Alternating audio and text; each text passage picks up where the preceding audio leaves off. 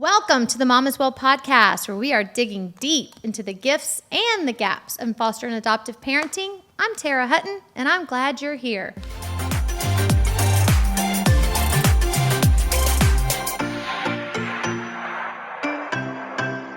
Mama's Well. Yes, she is. Well, I have a friend with me today, a friend who is also a very knowledgeable guest that I know you're going to be excited to hear from. This is Kellie Cole. Kellie is a licensed professional counselor, but she is, more importantly right now, for what we're about to talk about, is she is a registered play therapist supervisor, and she practices at Connect. Tell me, Connect? Connect Psychological Services. Okay, Connect Psychological Services in the Woodlands, Texas, which is where we are. And I am really excited to have you here because I think that play and play therapy are not explained well to us as foster parents, and we don't necessarily understand the value in all that. Well, I guess I can start by knowing, for everyone to know, at an early age, I knew I wanted to work with kids. Okay. I've always been very passionate about children. I've always had an understanding of children and their world. So, you know, I of course, I was a babysitter like all of us girls were. But I taught gymnastics and I worked in the nursery at church. And so I just loved working with children. So when I went to college, I knew that I would be focusing on the world of children. So I first studied child development, which gave me a great foundation for understanding more about kids. But I wanted to really make a difference. I wanted to really make a difference in the lives of children. So I discovered that there was something called play therapy. And the first time I saw it in action and I learned about it, it was like an aha moment for me. I knew this is what I'm going to do. So to be a play therapist, you have to go to graduate school. You have to have at least a master's degree. You have to also have 150 hours of clock instruction in the educational part of play therapy. Okay. But then you have to have 350 hours after graduate school of play therapy experience. Okay. And you also have to have a license in a mental health related field. So for me, I'm a licensed professional counselor. Okay. So once you've done all of that work, you can become a registered play therapist. If you want to supervise people learning to do play therapy, you can also have the supervision designation like I do. So I've worked in a lot of settings. I've worked with traumatized kids. I've worked with children who've been sexually abused, physically abused, emotionally abused. I've worked in domestic violence. I've been on several different state and national boards where our focus primarily is on helping children who've been traumatized. Okay. But I've also worked in a church setting. And for the last 7 years, I've been in private practice in the Woodlands. Okay. And so I've worked with so many different populations and so many different issues that children might be facing. And I've loved all of it.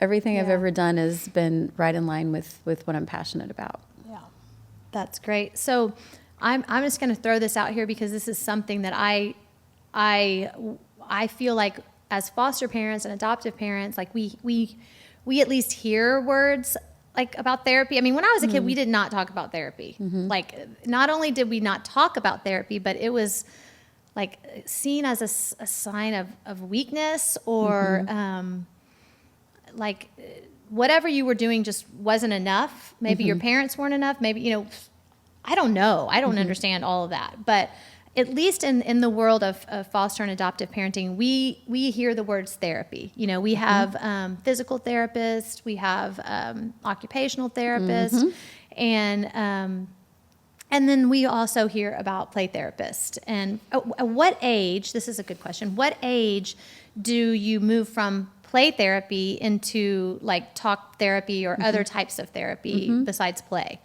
That's a really good question. Okay. And I'll give you sort of a middle of the road answer because every child is different. Every child's unique. Every child's maturity level is different. So we kind of have a general rule of thumb that from like 3 to 10, we would take a child into the play therapy room. 3 to 10. Okay. If you're younger than 3, which I do work with children younger than 3, then I generally bring the parent in with the child. If you're 10 to 12, that's sort of that age range where it kind of depends on the child and where they are.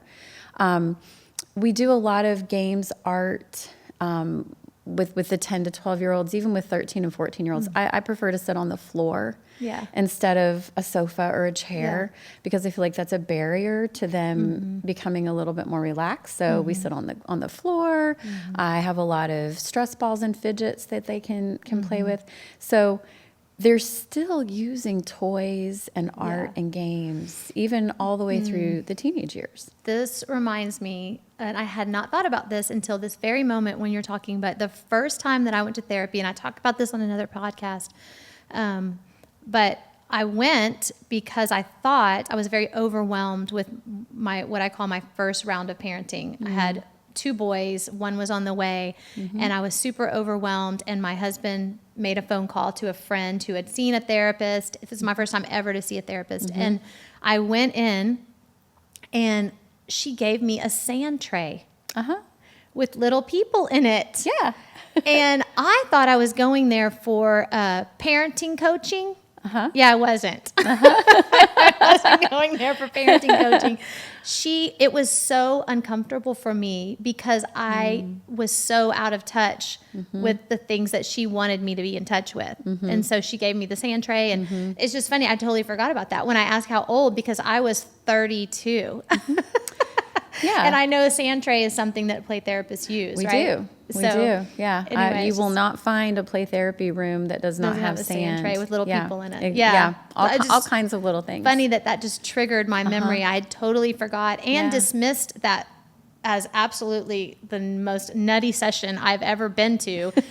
Only went back one more time to see her until a few months passed, and then I ended up hiring her for a solid year and met with her every year. But I did not understand at all why in the world she was giving me the sand tray. Right. So that kind of brings me to, let's talk about what the heck would a sand tray and all these toys, and like, tell me what play therapy, like in super layman language. What the heck is play therapy, and why is it beneficial, and how does it work? And also, if you could kind of speak to it from a lens of the children that we have as adoptive parents. They have they already have one of the ACEs, right? They have lost a parent.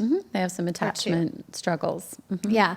So speak to us from that lens of what play therapy is, what its goal is. You know what I want to know, right? I think so. Okay. Yeah. Okay. Shoot. Yeah. So one of the things that we know about play therapy is that it's been well researched.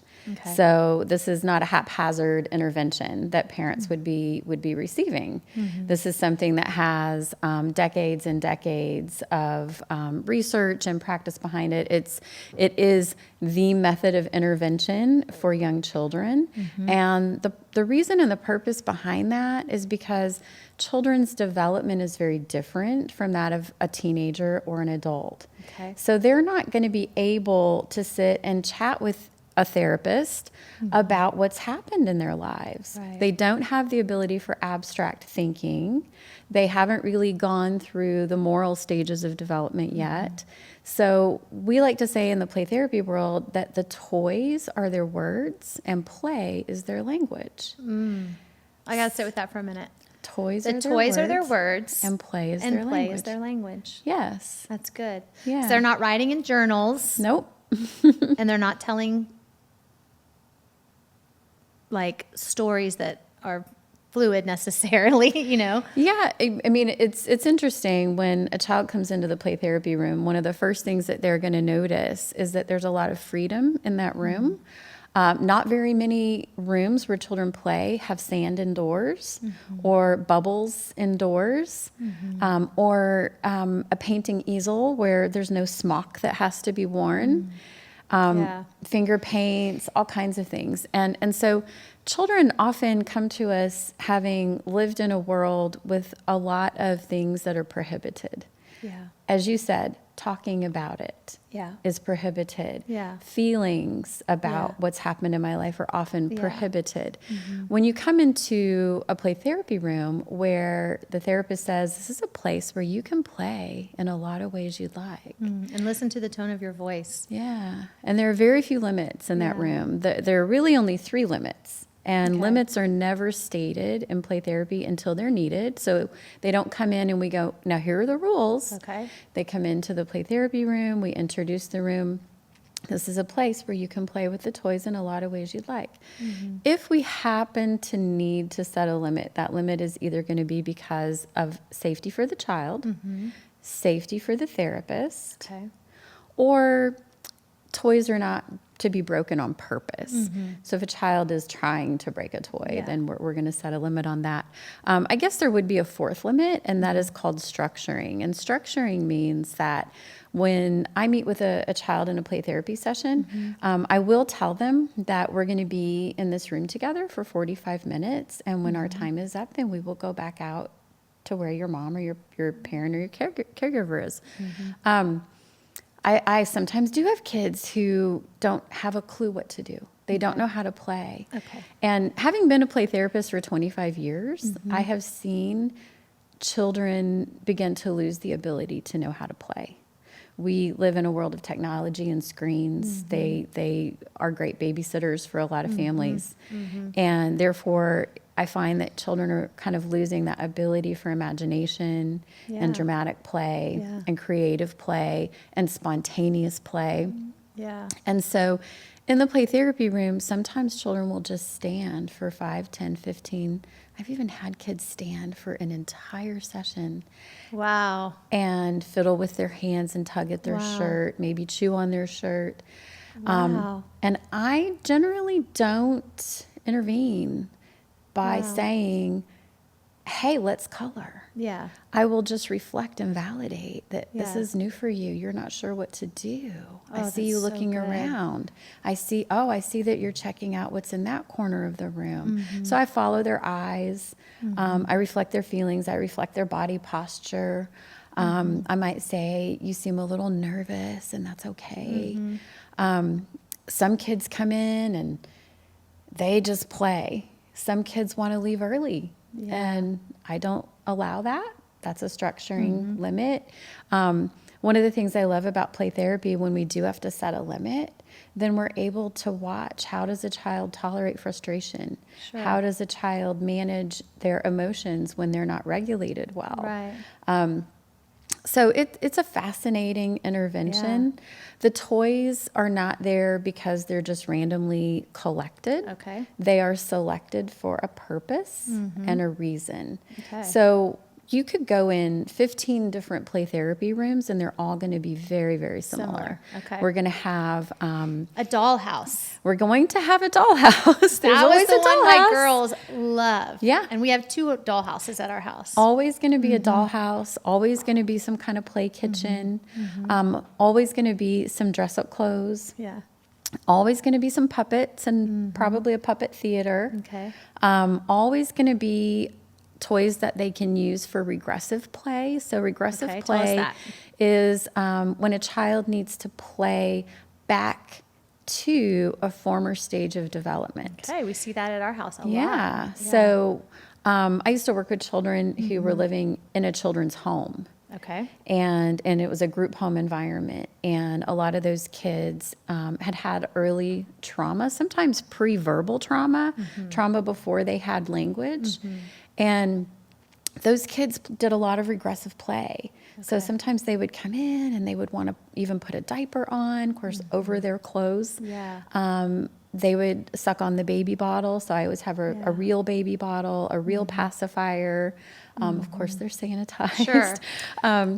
But Of course. yeah, of course. But regressive play gives kids the permission and the opportunity. If they were to do that at home, most parents would say, "You're not a baby, stop doing Right. that." Right. Or if they have a new sibling, those things are for the new baby, Yeah. not for you. Right. But in play therapy, children are really given the permission to explore all of their feelings, all of their thoughts, all of their previous experiences, traumatic or not. Yeah. They tell a lot of stories through the different themes that we see in their play. Sometimes play is very aggressive. Sometimes play is very fearful.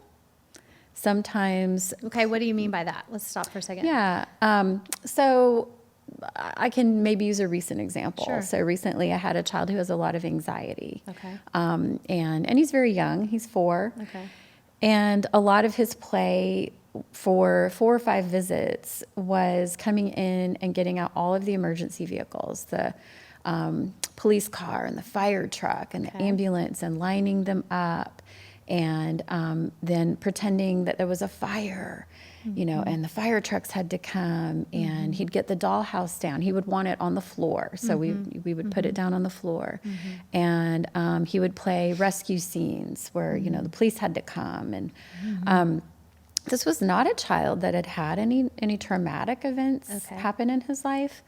But he just had a lot of anxiety. There had been a lot of change in his life. And so that's another thing to kind of recognize. I know previously in our conversations, you've asked me, how do we know when a child needs play therapy? Right, yeah. And so there's actually something called the Childhood Adversity Scale. So it looks at different things that we would consider to be adverse situations for children. Okay. And just like grown-ups, if we have more than Are you one or talking two, about the ACEs? the ACEs, Okay. yeah. Okay. I was just. So when we look at different kinds of adversity, Yeah. they pile up over time. Sure. Okay. And the more a child has, the more likely that's going to translate into behavior issues or Got it. anxiety or nightmares or regression. Right. And things like Okay. that. So Yeah. those are strong indicators that a child would benefit from play therapy. Yeah. You bring up the fire trucks, and we talked about this on the phone, but Yeah. Kelly and I live in the same neighborhood, and so recently, actually on her street, there was a fire. It was a garage fire, and I don't think anyone was hurt. No. But we heard the sirens. Actually, my husband's the only one that heard the sirens in the It middle was of the 4 night. o'clock in the morning. Yeah. So. None of us heard him, but he did. And so he's the light sleeper in our family. But my girls, we have a dear friend that lives on Kelly Street that we go to her house, and we've been by the fire a few times, and we always have to slow down so that they can look. And then that week after that, my girls, their dollhouse, there was a lot of fires in their dollhouse. And so I knew that they were just trying to process that. And it was my older child that was, I could tell she was the one kind of instigating the fire. There was a fire, and the house like literally would fall over. And then I believe that it just so happened that week we also added some carbon monoxide detectors upstairs, and they have a little light on them, and that was concerning to her. We ended up moving it out of their room because of the light. Feels like an eyeball looking at them. But so we ended up testing those, trying to explain, that it's not reassurance. It's not going to put out gas, but it's going to test, those kinds of. There was a lot kind of that hovered around that, and I guess they played it through. One thing I wanted to ask you is like, was there anything that I needed to do other than to just kind of acknowledge, oh, the dollhouse is on fire? Or, I mean, was there something that It's a great question. Yeah, like, was there something that I could have added to that conversation? Or should I just step back? My girls play really well together, really well. And I mean, they have a lot of imaginative play, a lot. And so I, a lot of times, will just kind of stand back and listen. Oh, yeah. But then I just make little notes in my head. Yeah. Oh, that's concerning to her because she keeps playing it. What do you think? Was there something that I could have added or?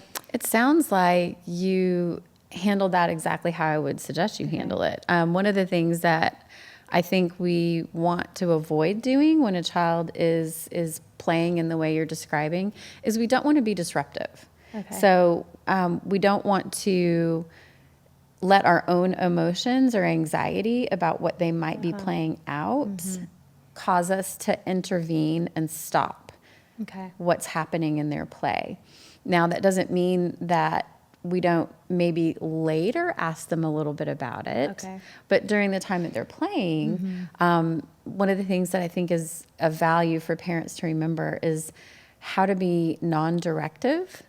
Okay. Non-directive. Non-directive. Sounds like a college word or something. Did you? Well, if you think about play therapy, there are actually different theories of play therapy, or a better word for that would be approaches to play therapy. And some play therapists are more directive than others. Some are very non-directive. Okay. I tend to be more non-directive, Okay. and therefore we like to say that the child is the leading actor in the play. So they lead the play. They script the play. They instruct the play. I'm not telling them what to do, what to play with, what to say. In fact, one of my favorite, strategies, and I used it a lot with my kids when my kids were growing up, is something we call the stage whisper. The stage whisper? The stage whisper. Okay. So if a child at home invites you to play with them, you know, Mom, can you come play with me? That happens every day at my house. Yeah. When you do choose to play with them, when you have time to do that, Or make time. We're going to talk about that. Yeah, we'll talk about that. Then letting them lead the play means saying something to them like, what would you like me to do? Who would you like me to be? And that lets them be in charge. And let's say, for example, that they wanted you to be the teacher. So you be the teacher. Okay, the stage whisper would sound like this. What do you want me to say? That's good. Or do you want me to be a nice teacher or a mean teacher? You know, and that way the play goes in the direction that the child needs it to go in for that playtime. That's really good. And it might change day to day, depending on what they encountered at school that day or whatever they're working through themselves. Yeah. But I guess the bottom line is we don't want to get in the way. Right. And so we're describing imaginative play, dramatic play, things like that. And of course, if we're going to go outside and play on the play set or jump on the trampoline, you know, that might be a little bit different. But if we're letting our child lead the experience, we just let them decide what we're going to do. Are we going to slide? Are we going to swing? Yeah. You know, what do you want to do? Right. Yeah. And some children, I know one of my girls she doesn't, and I mean, this is mama talking. This is not therapist talking, but I'm just curious, but she really struggles with trusting herself. Oh yeah. So a lot of times she will just toil and toil and toil over a decision of what, you know, well, which cup do you think I should have? And I always will say, which cup do you want? Yeah. And because I don't want to make the decision for her, but like she just, she just can't make the decision. Yeah. You know, it happened on the way to school this morning. As a motive, I don't like rewards and punishments. I'm not a fan. Right. But as a motive to get in the car quickly, I let them choose the music on my phone, and they can alternate choosing the song.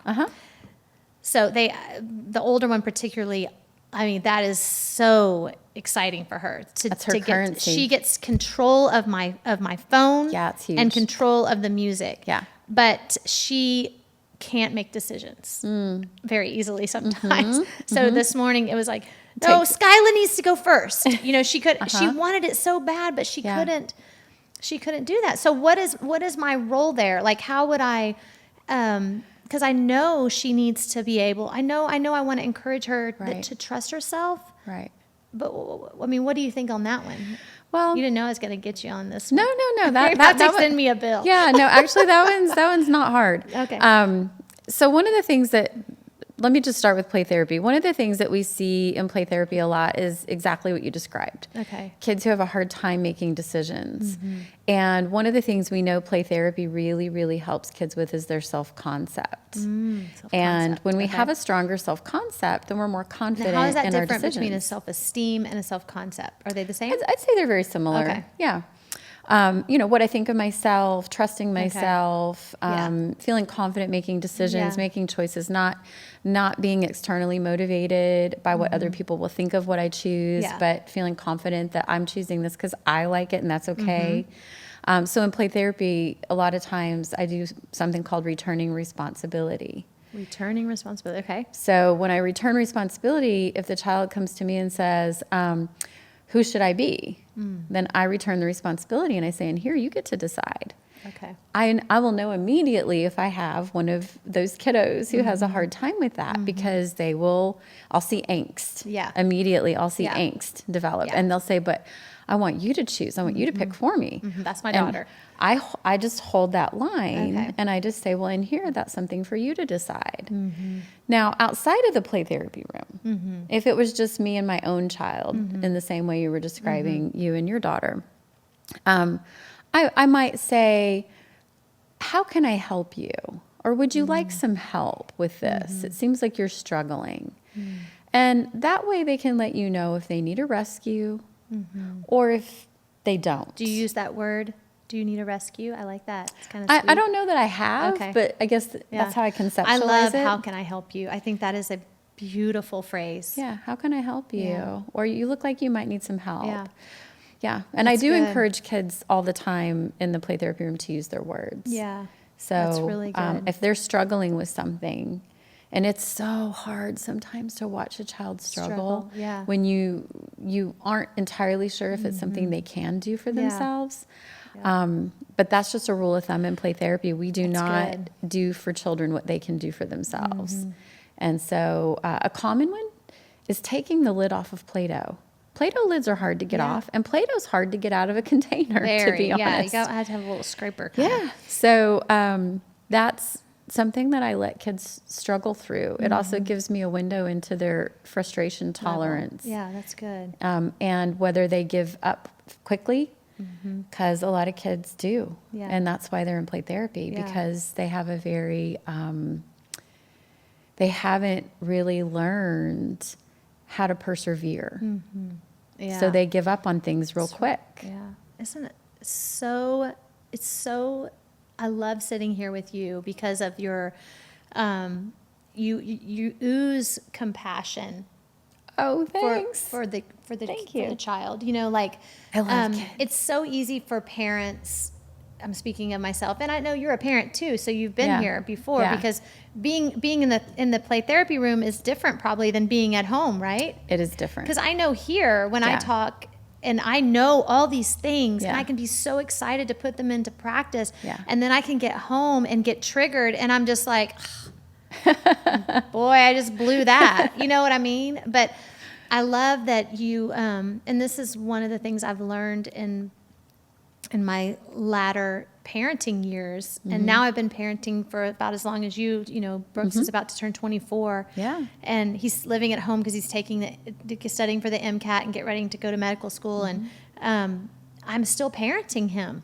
You know, in a different way. In a different way. Totally different Of course, way. yeah. And how can I help you, but Brooks? the whole "how can I help you" is so good. It is. It goes across the and lifespan, that's the quite frankly. compassionate thing that I'm thinking of. I remember, you know, my husband would always say, "What's wrong?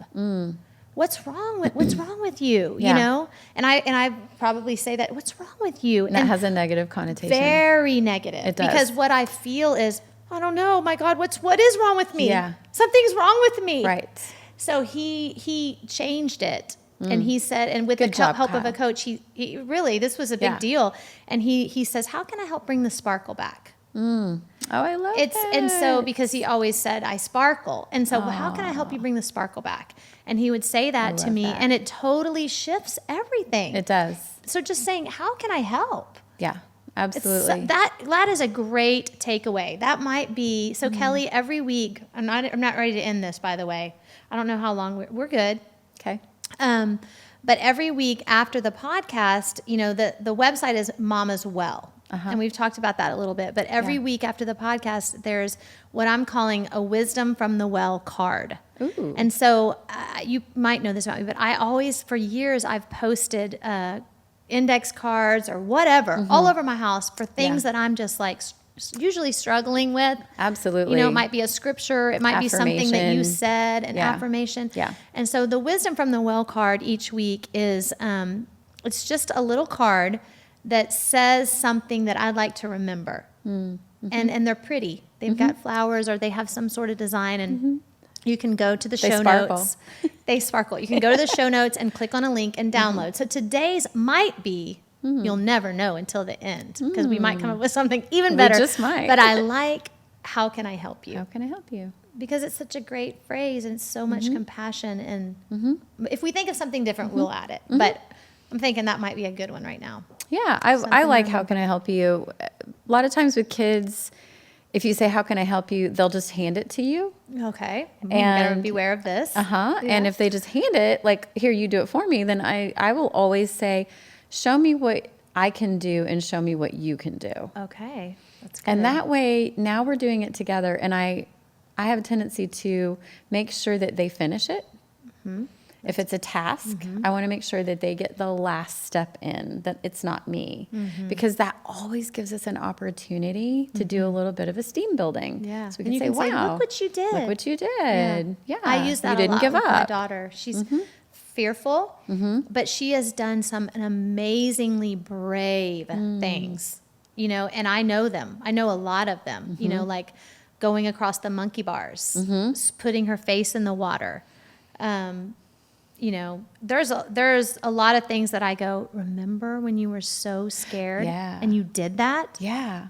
That was amazing. Yeah, that is amazing. It's always amazing when kids push through Yeah. and show themselves they can do more than they thought they could. Yeah, for Yeah. sure. Yeah. I love that. Okay. So we've talked about what play therapy is. We've talked about when you might need some play therapy. We talked about the value of play therapy. These are all really big things that I want to make sure we cover on this first episode.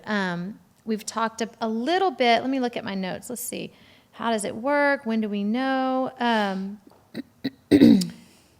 Okay, we talked about how they're playing at home and how we can. Let's go back to that, because to be honest, it is difficult sometimes to find a therapist, a play therapist. Okay, the biggest issue is our kids are on Medicaid. Is it Medicaid? Medicaid, yeah. Medicaid. Well, it's very hard It is. to find a therapist because I don't think they pay very well, for one, which is probably the problem. So Or on finding time. somebody, or on That's time, part of it. finding somebody that will work with us is hard to do. And I know you've given a resource that I'm going to put in the show notes. What was it as far as finding somebody? There was a... Oh, yeah, yeah. So the best way to find a play therapist, if you're looking for one, and this is true for anywhere in the country, but I think you can even find one around the world, is to go to the Association for Play Therapy's website, which is the number 4, pt.org. Okay, I'm going to put that in the show notes so they'll be able to click on it. Okay. A4pt.org. And literally on the home page, there are 2 things that parents might be interested in. One is find a play therapist. Okay. And you can locate play therapists by zip code. Okay. The other one is called a Parents Corner. And the Okay. Parents Corner will tell you a lot more about play therapy. Okay. The Association for Play Therapy has a YouTube channel also. Okay. And on there you'll find demonstrations of play therapy sessions. You'll find Okay. more conversations about what play therapy is, which is so important. It really Yeah. is so important. First of all, it takes a lot of trust for a parent to let pretty much a stranger go into a room with their child alone. So I recognize that, and I feel so grateful parents trust me to do that. But a lot of times after the session, I also have to instruct parents not to quiz the child. Oh, okay. Because if you were coming out of your own therapy session, you wouldn't necessarily want someone to say, "What'd you talk about today?" Not at first. Yeah, not at first. Yeah. So, so I do give them a little instruction about Okay. how to handle it when the appointment is over.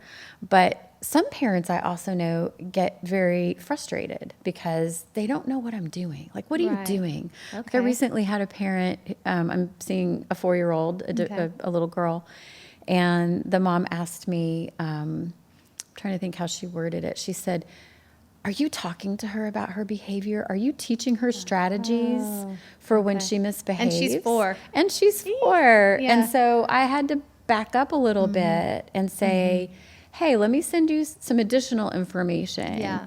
And then I, explained a little bit more about play therapy and know that I'm not actually doing that with her daughter and why. Yeah. And sent her some of the videos that the Association for Play Therapy puts out. And then she was fine. Yeah. She was like, I totally get I want it. to stay on that for a minute, because this reminds me of something in the way that I was parented and the way that I began my parenting journey, and then the way I see it now. And that is that in the beginning, when I first became a parent, I was super focused, and I was a teacher. We talked about this. Like, I was a school teacher, and I'm so ashamed. I know I still see some of the parents of my kids, and I don't know if they're listening or not, but you have this this thought as a young 22-year-old coming out of college. And I also need to add, from a compassionate side, a traumatized child who never had, at this point, still had not had any processing, right?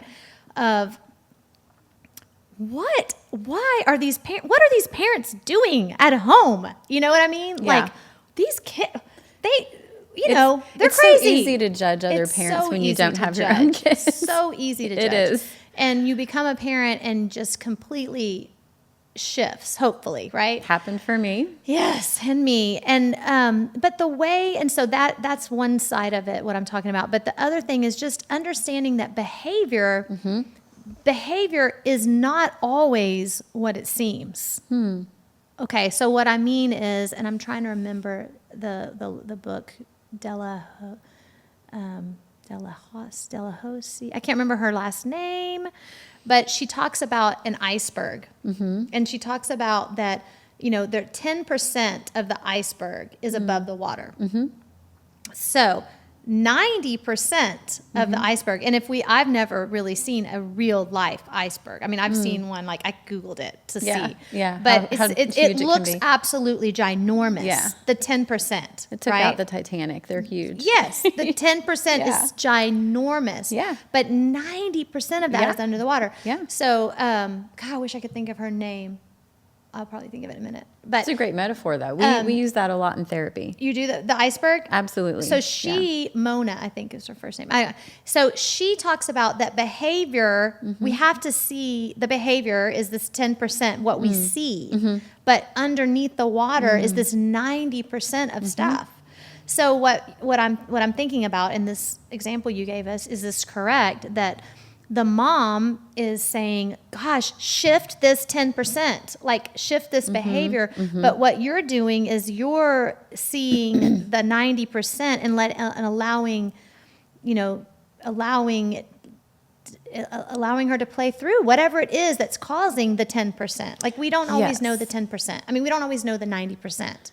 That's true. So one thing that I think is important to mention is how critical parent involvement is in the process of play therapy. Yeah, that's great. Because that 90% needs to be better understood and addressed at home from the parents and the caregivers. So the 10% is what gets them into my office. Yes. That's what's usually Right. causing some problems. Right. And then the 90% is what we are striving to understand and respond to. And so one of my favorite books is by Sandra Blackard, and it is a very, very quick read. What's And it called? It is called Say What You See. Okay. And it's an excellent book for understanding the 90%. And one of the things I love about the way she writes this book is she talks about, for example, a boy in school who kind of gets in a lot of trouble. Okay. And that she was just volunteering in class one day on a field trip. And he had his juice box and he squeezed it, Yeah. and it got on her shirt. And the teacher was, very quick to reprimand. And Sandra was very quick to say, Oh, I see. that really seemed to startle you, what just happened. You probably didn't think about what was going to happen when you squeezed that. And she just accepted kind of where he was in that moment. A lot of times, kids don't feel like winners.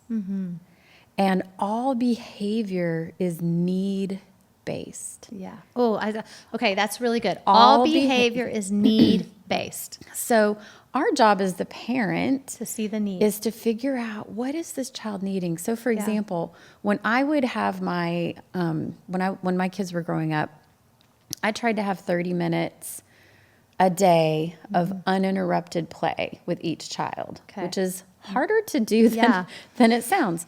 And one of the things that I would do with one of my boys, because you could do 15 minutes and be like super mom. anybody could do 15 just minutes saying. and be super mom, just saying. Yeah.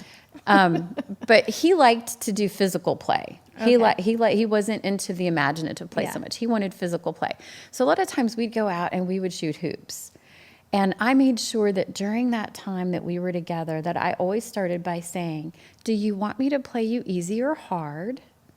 Because by doing that, if he says, I want you to play me easy, I know. Which one was this and how old was he when you said that? Oh, gosh. Was this when they were little? Because I can't imagine you being able to beat either one of them in basketball right now. Little all the way through probably age 13 or 14. And you could beat them? I'm pretty good at basketball. I'm pretty good at football too, quite frankly. But yeah, pretty good. But by asking that question, I knew right away what he needed.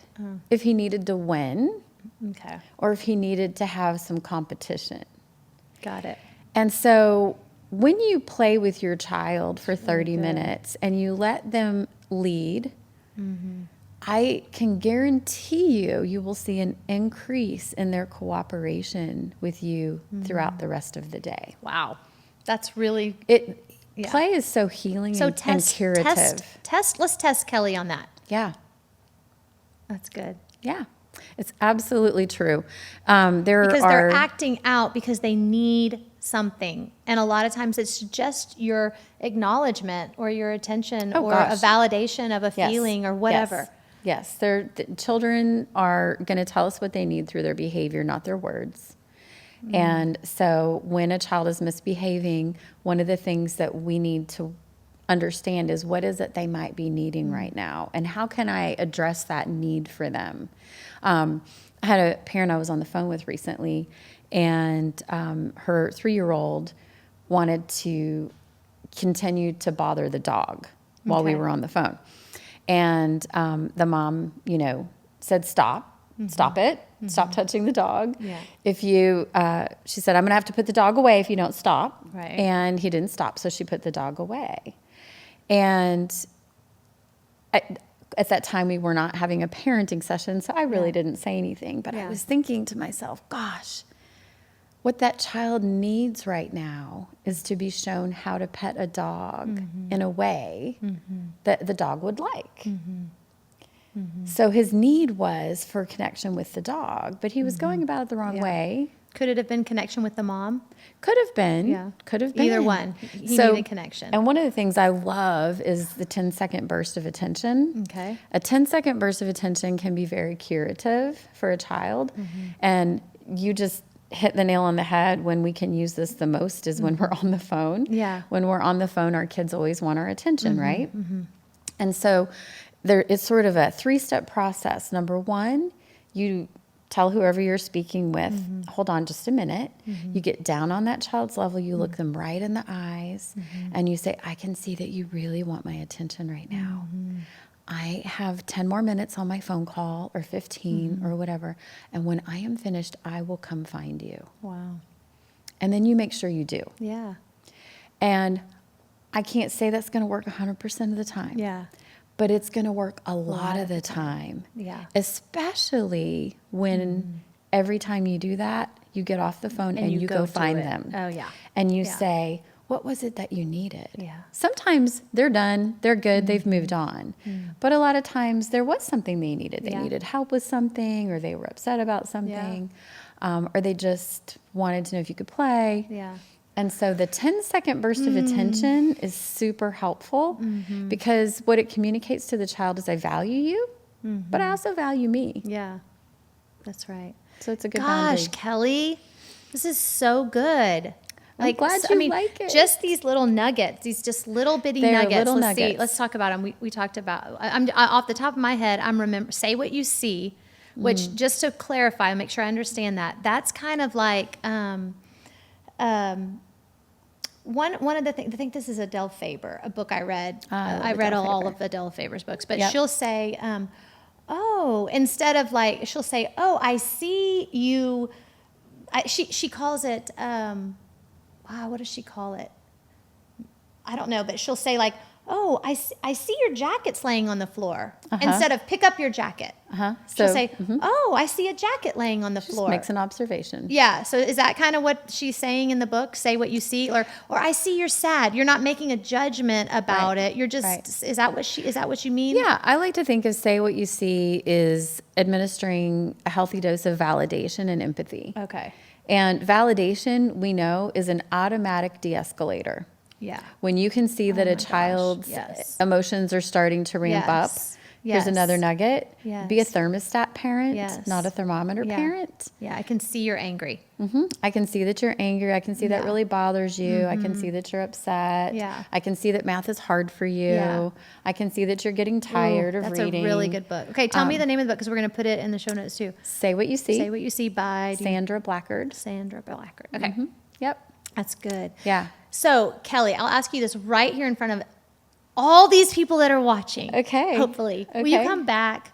Yeah. Okay. I would love, because I can talk about these things because I think for a long time. we give a few nuggets at a time. Yeah. Because if we give too many nuggets, Yes. like we just get really overwhelmed. Like overwhelm is something that I definitely struggle with. I think a lot of parents struggle with feeling overwhelmed, and when we feel overwhelmed, we also quickly spiral into failure.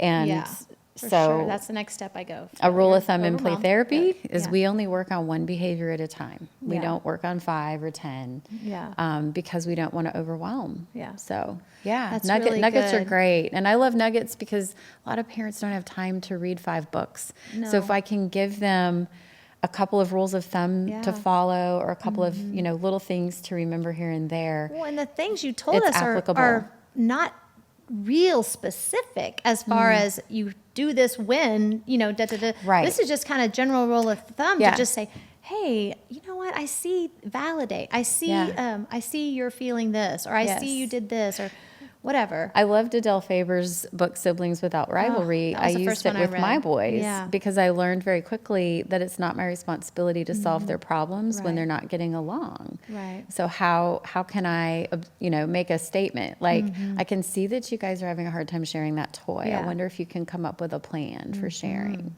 Yep. And then walk away. Yeah. And see what happens. Right. Sometimes it'll go to blows, but Right. sometimes They they work it out. will find a way to work it I out. know. And sometimes, and then, I And it's think one of the fantastic. last ditch efforts she'll say, if you can't come up with a plan, Yeah. I will. Yeah, and absolutely. then, boy, Yeah. they got it because They've got it. My plan is usually, well, let's just put this away until we can. They know out the what's plan. coming if mom's plan is going to be the They don't like my plan. plans as Yeah. well. So Exactly. I know I do love that book, but I just think you are a great resource for moms and dads that are struggling and overwhelmed, and I think that our ways of thinking are so lined because I think it's truth. It's rooted in truth that like we have to have to be able to see what's below the surface, Yep. and not be so focused in on what's showing up here. And the whole other conversation we might have sometime is what is being triggered in a parent That's when definitely. that 10% is happening.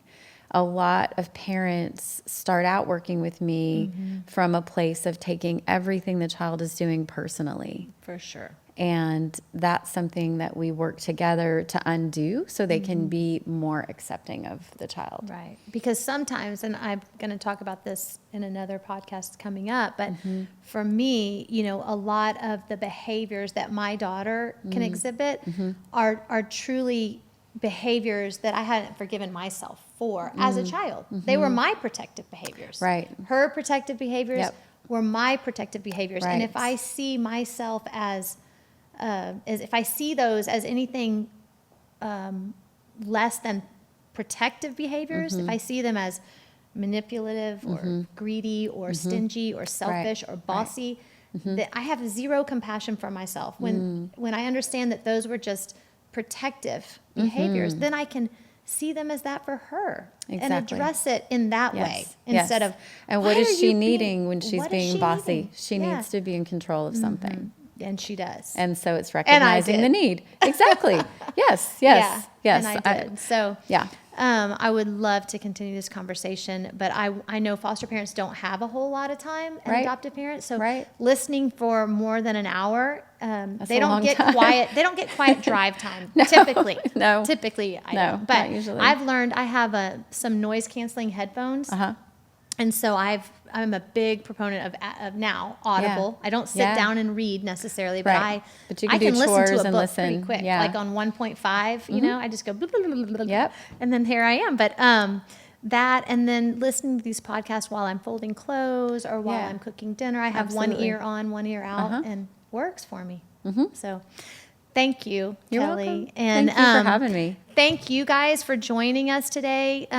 Don't forget to like and subscribe and share this. Leave us a comment, ask some questions. If I get a question, I might be able to get Kellie to even answer it. Who knows? Or I'll make up an answer. Just kidding. Anyway, thank you again. Join us next week. And don't forget to download your Wisdom from the Well card. Not sure exactly what it's going to be. We had so many good nuggets, but I promise it'll be something of value. So have a good week, and we'll see you next week.